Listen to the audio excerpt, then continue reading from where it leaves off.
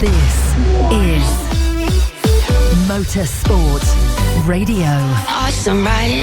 The Superbike Show on Motorsport Radio. Hello and welcome. It is 2021. Wow, amazing already. My name is Lester, and joining us for a special Superbike Show 2021 pre-season update, it is brand new Motorsport Radio presenter Josh Howells. Hello, welcome to the team, Josh. Hi, Lester. Thank you so much for having me on and put me on board. Yeah, no problem. Welcome to the team. Josh, for those who don't know, lives in Glasgow. He was a friend of Liam Hodgins, former presenter of this here show as well. And we'll just use you before you also go off and do some things, maybe in foreign countries for World Championships. Who knows? We have that kind of habit here on Motorsport Radio. But thank you for joining us, and we'll, I suppose, crack on with what we're going to talk about, because it's a pre-season update all about MotoGP. And let's kick off with the news of Fausto Grassini. For those who don't know, he was hospitalised with a very serious COVID condition over Christmas. Josh, what's the latest? Well, it seems to be good news for the most part, because he does seem to now be in a conscious condition, and it does seem to be stable as well. So we're wishing him all the best and hoping for a speedy recovery from here on. Yeah, he was, as you say, in a coma. Very scary, really, for him. And we wish him and his family and friends and close relatives all the very best. And we hope that you get well soon and come back to work and sort the team out. Because we will get onto about his team a bit later, but. One thing as well, Josh, that we all like to talk about is not just the riders and teams who's gone where and that sort of things, or rumours about things for 2021, but also the media side of things, specifically commentators. Something that we all like to have our say on, something that helps make MotoGP what it is. And for those who don't know, I'm sure lots of people do, and you should already know, really, if you're tuned into this, but legendary MotoGP commentator, former Sky Sports presenter, BT Sport commentator for many years, Keith Hewin has stood down as the MotoGP commentator. And the hot rumour is, Josh, the hot rumour, I specify rumour, is that Steve Day, currently commentating on the world feed for Dorna, for those who tune in on the online feed at MotoGP.com, Steve Day is hotly tipped to replace him. Yeah, that is what the rumours are saying. And I think that would be a great move, to be honest. I mean, I actually watched last season on the MotoGP feed, so I had him as the commentator, and he did a fantastic job. It was really exciting, and it was great to also work with some of the media that he produces when he's commentating on the motorbikes, because he always gets very enthusiastic and exciting.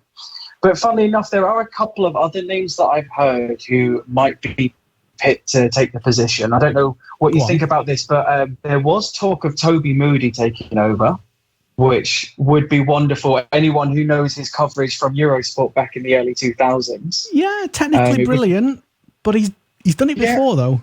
He's had his chance. Yeah. He's had his time. Well, yeah, I mean, but there's no harm in bringing back a veteran, especially as a lead commentator. But then on the other side of taking someone with a huge amount of experience as being a lead commentator, the other name that people keep mentioning is Gavin Emmett, because obviously he could just be bumped up as the lead commentator. He's already doing it. He's already comfortable at BT. Why not? Indeed, why not? And it might end up being Gavin, and I might have been wrong in suggesting that the hot rumour might have been Steve Day. So who knows? We'll have to wait and see. Yeah, who for you though personally? What would your preference be if you were in a position where you could hire and fire the best commentators in the world? Who would you pick for that top job? Well, I think there's a reason I'm not in that position. It's quite a difficult one for me. I think Steve Day would be my choice just because he is very, very good at what he does. And I enjoyed his coverage, like I said, last season. But then there is that hint of nostalgia. If Toby Moody were to take over, I wouldn't have any complaints. I can't disagree with that. But if you're tuned in, watching this or listening to this, then drop your comments in the comments box below, and I don't know, have your say. Moving on from that, we don't know when the announcement will be, incidentally, by BT. I suppose before the season at some point, whenever that is. So we'll just wait and see, I suppose. Moving on to the actual teams and rider stuff, and Marc Marquez, he's question marks has got to be hanging over his head. Definitely. I think Marc Marquez is probably the biggest variable for how the 2021 season is going to play out. And I do think it's an interesting one that needs to be discussed a little bit more, because officially, according to Repsol Honda, Mark will be available for testing for the new season. But then I was just doing a little bit of in-depth research myself. Now, I'm not a medical professional. I don't really know what I'm talking about, but just trying to make sense of the situation that he's in. He went in for a third surgery on his humerus just around the end of the season. So that was around the 22nd of November-ish. Now, if all went well, which we are led to believe it has, it will take him about 6 weeks to recover and for his bones to properly form and fuse to the titanium plates that he's had put in. So from that 6 week period, that would bring him to, the beginning of January. So he's got 3 months until the very beginning of the season. Less than that when you take into consideration the testing that they want him to be available for. And personally, I don't know. I mean, I'm younger than Marc Marquez, not by much, but slightly, and I don't think I'd be able to recover in that time. And I think as well, bearing in mind how good Marquez is, or indeed was over the seasons 2016 to 2019, will he be that good ever again? And even if he is he able to do it in that time period? So that's why there are these big questions, because even if he is race fit, he gets the go ahead and he's able to start on day one on the 28th of March, I think it is, in Qatar. Will he be race rusty? Because he's actually not ridden a bike in a year. So I do think that there are a lot of question marks around him. And I think he's going to be the reason that 2021 is so exciting, because I can't see him mopping up like he did back in 2019 or previous. I think it's going to be a very, very exciting one. We've got a lot of younger racers who are now hungry, who have that taste of victory and who know how to compete. They're going to be performing on a different level this season. And I think even if Marquez is able to hit his stride and perform as well as he normally does, I think he's in for a big surprise as to what's happened to the competition since he's been out. And his new teammate as well for the season.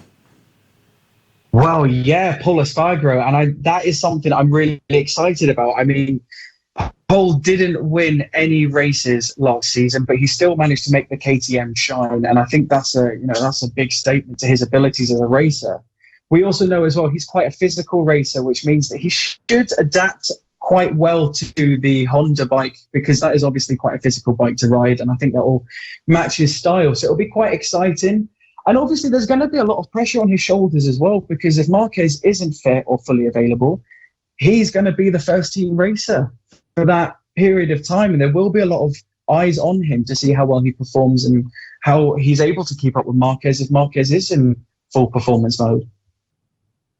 It is one to definitely watch what will happen. And we will take you all through the season here on Motorsport Radio. And you can be sure of that, if nothing else, here on Motorsport.radio. Moving on, though, to the actual champion, Joan Mir. Is he, with Marquez coming back, is there's a bit of a curious one with expectations for him? Oh, certainly. I think so, because he's coming back in his Marquez is there or not. Yeah, I mean, he's coming into. Sorry. I mean, it's starting the season being number one, but for those who maybe don't rate him that highly, I don't know who they would be. I don't know. It's just... yeah, no. Sorry, I don't mean to interrupt you. Sorry. No, carry on. I was just... sorry. All I was going to say in relation to what you're saying, that is,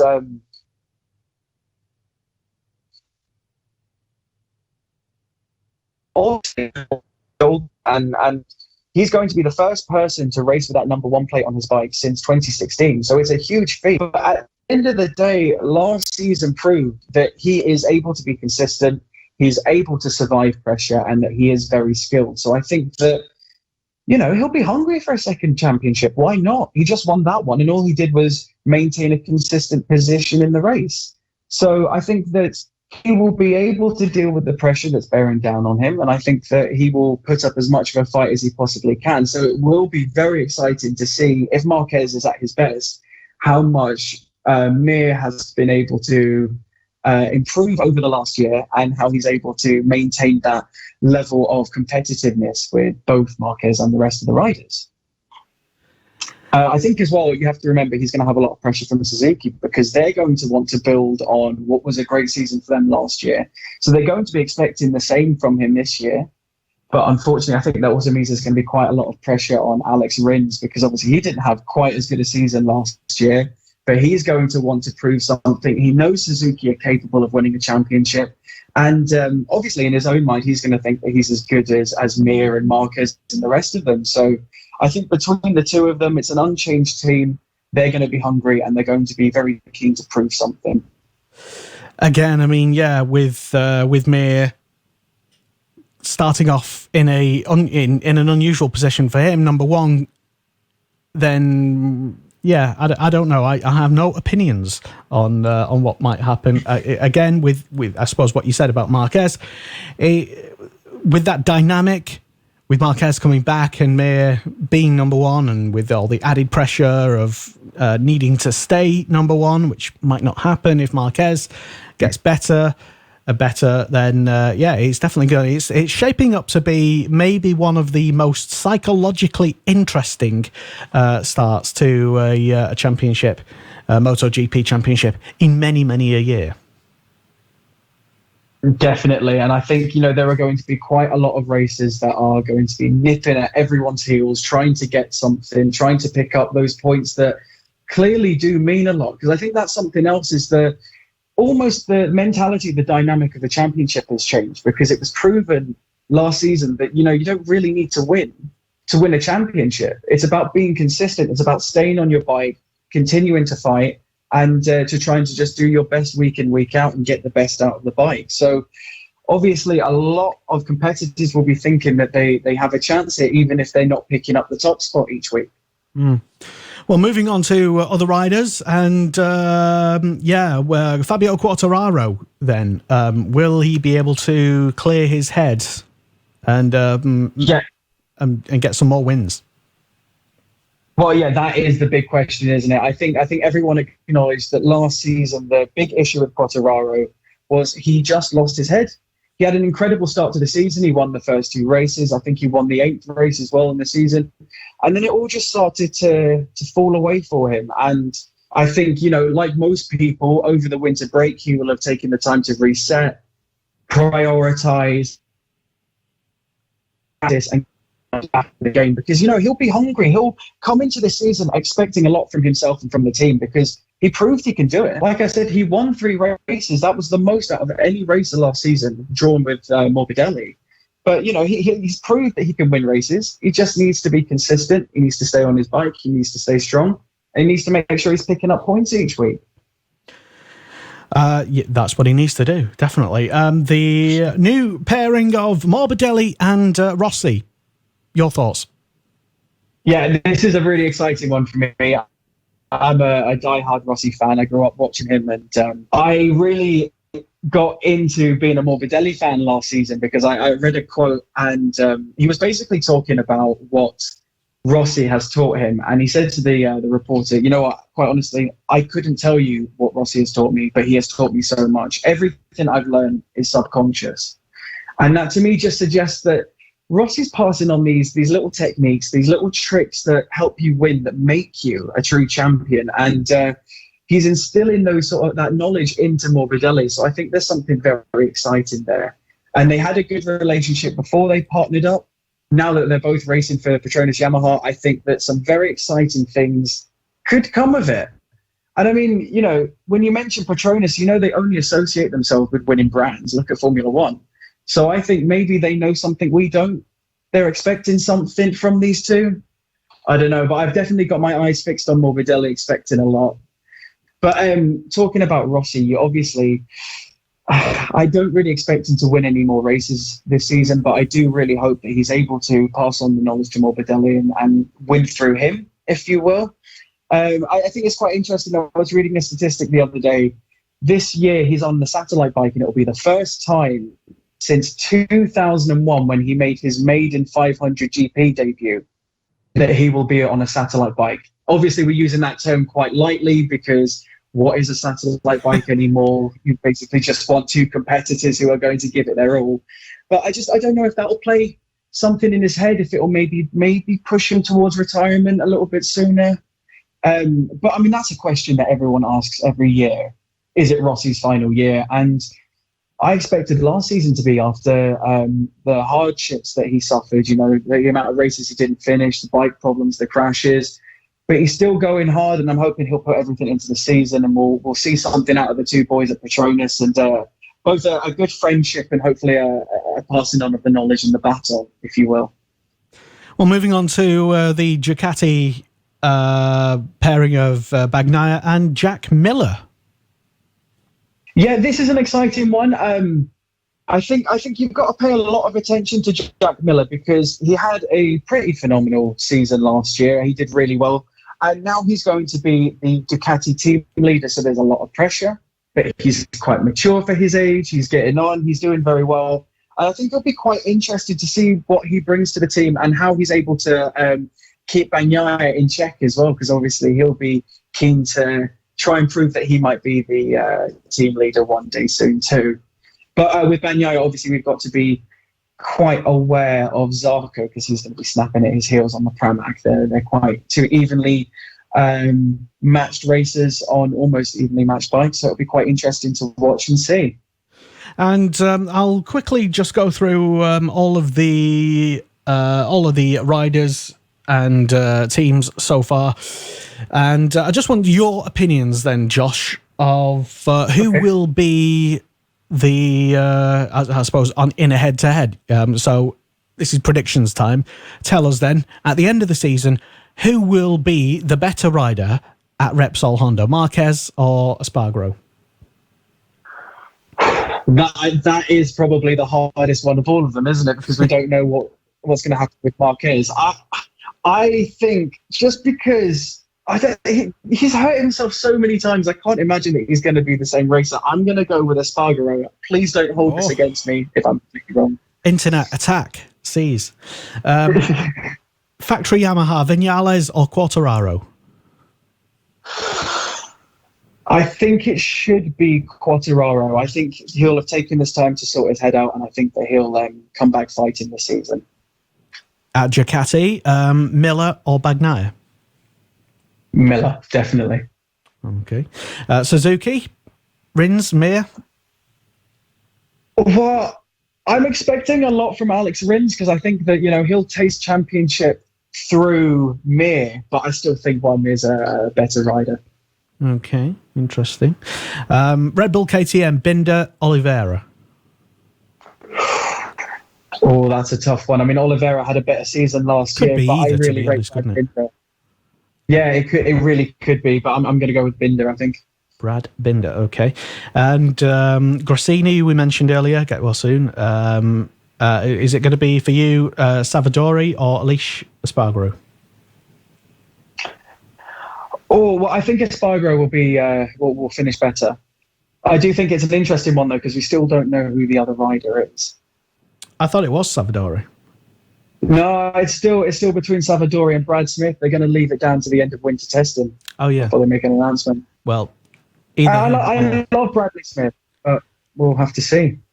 Okay. Well, let's just say for now it might just be Savadori, pending. Yeah, and if it is Salvadori, I still think that Alex Espargaro will be the better finisher at the end of the season. Okay.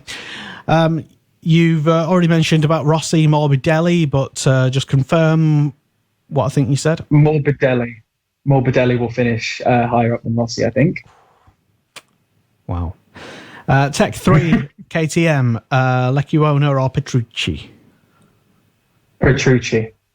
Okay. LCR Honda, Alex Marquez or Nakagami?